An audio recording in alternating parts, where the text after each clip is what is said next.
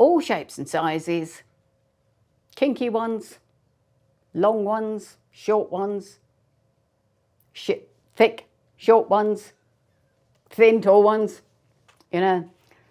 I think, I don't know, 6 inches that I can get my fingers round.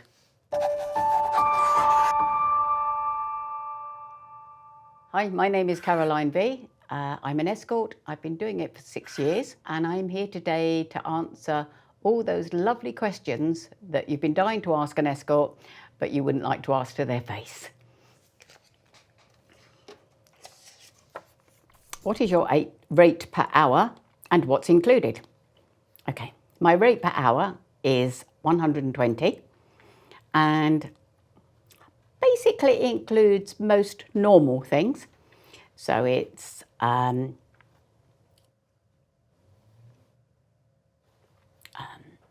all kinds of oral, both ways, penetration,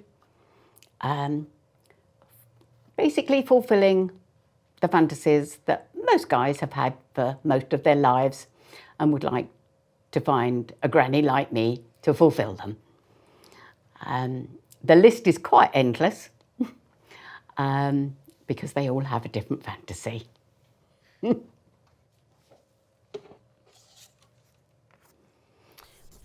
What do I wear at work? Well, if I'm meeting a man in a hotel, then generally I will just wear my normal clothes like this to go and meet him, and then I will have my sexy underwear underneath. I have some leather outfits for the guys that like the leather.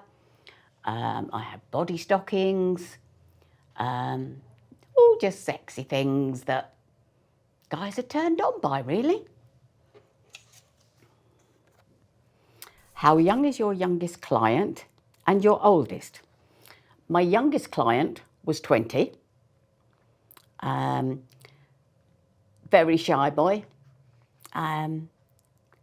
Very nervous. They usually are that young.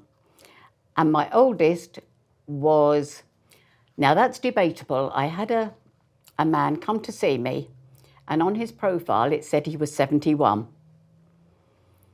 By the way he walked up to my house and up the stairs in it, and let's just say the condition of his body, and I would say he would be pushing it to have been 81 and was probably even pushing it to be 91. He did admit that he wasn't 71 on the second visit, but to this day, I still don't know. Do you have like an average age of client? Average age of client, 40s, 50s maybe. I love ones like this. What's the average penis size? It's all different. It's like a woman's vagina. They're all shapes and sizes and, you know, and look completely different. I was quite amazed actually at the variety. All shapes and sizes, kinky ones, long ones, short ones, thick, short ones, thin, tall ones, you know. I think, I don't know, 6 inches that I can get my fingers round. It's probably average. That's when they're erect. When they're flaccid, can be that, or it can be that. What's the weirdest request you've had? It's a toss-up, isn't it, between sucking the dog off and doing scat, really. Not quite sure. Make your mind up, really, which one you think is the weirdest of those. Making a poo sandwich for somebody? And then getting them to smear it all over their face when they're finished. I've got one of those booked for next month. That's going to be fun. Yeah, coming up all the way from the Isle of Wight just to eat my poo. Yeah, and so the other one obviously was the dog. I mean, that will never happen. I hasten to add, having said this before on a programme, I would like to add, because there were lots of comments afterwards saying, please tell us you didn't suck the dog. No, I did not. I would never, so I'll make that clear. I know you get to the point when you've done more or less what I've done, you're not shocked anymore with what they come up with, because when they message you, they sort of say, can I ask you something? I've had this fantasy. And you wait and you think, I wonder what this one's going to be. And usually it's actually quite normal. They just want me to be their granny, you know, or their auntie or whatever. And I go, yeah, that's no problem at all. Oh, yes, that reminds me of a client I saw where he wanted to meet me in this hotel, but he wanted me to fill a large bottle with my pee, which was probably over 3 days' supply. It was a big bottle, you know. And so I took it with me, and then we were to take it into the Travel Lodge restaurant where we were, and he had it behind the menu, and he was to drink it whilst we were having our meal. That was interesting. The first time I'd ever had anything to do with water sports and urine, etc. And then he drank it when we went back to the hotel room. Whilst he was dressed up as a maid.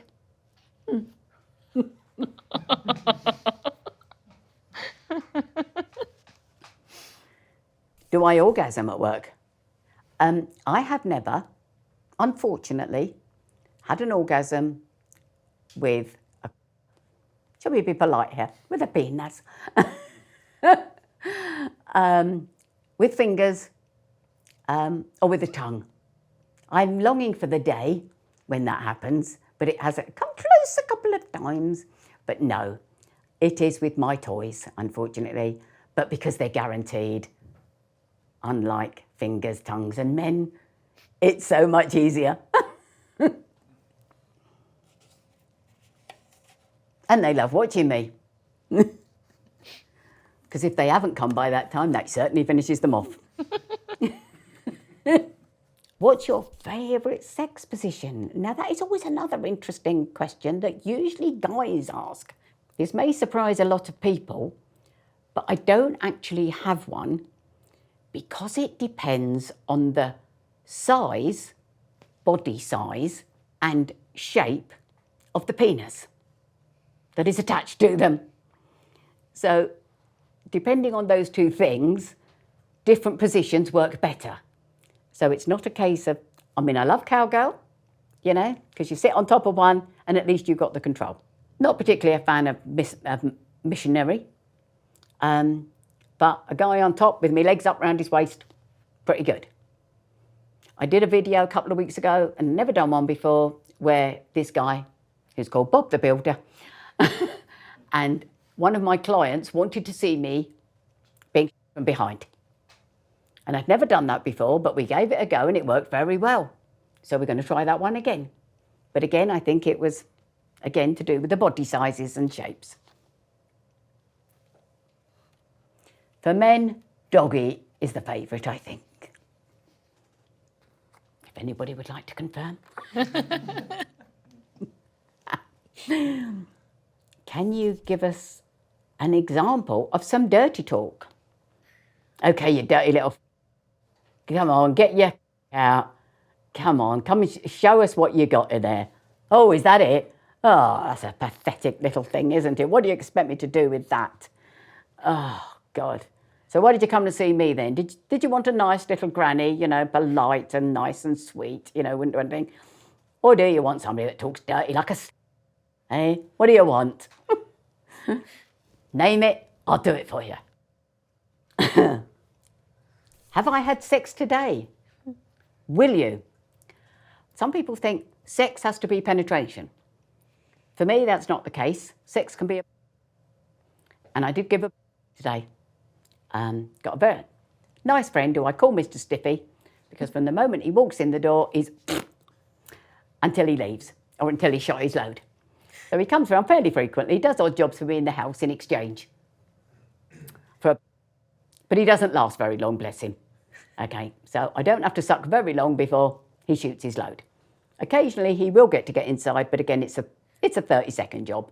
So, you know, very pleasant and all that. And it's all good fun. But will I have any later when I get back from here? I haven't got anybody booked, but you just never know. What are the challenges with sex whilst ageing?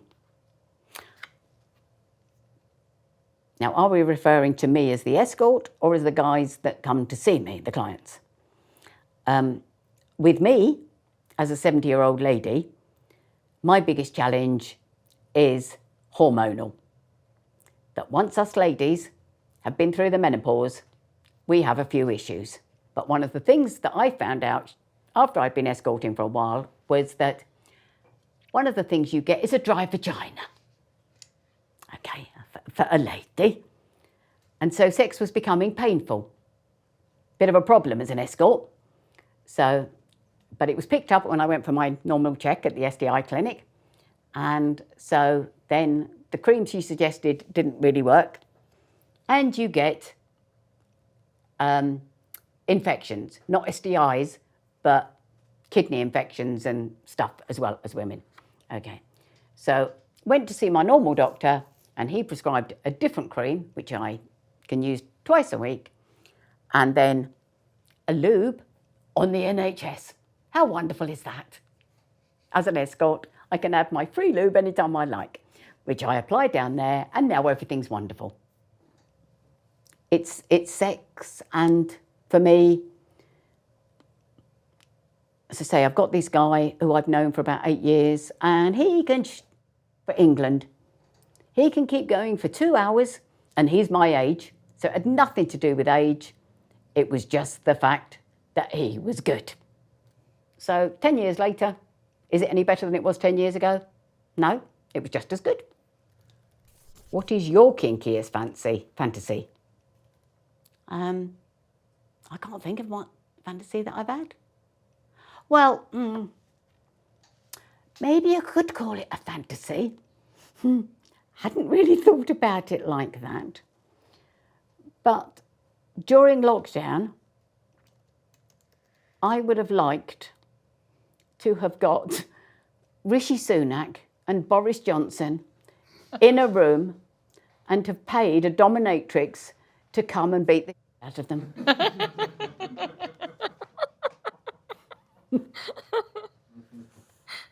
I would still like to do that.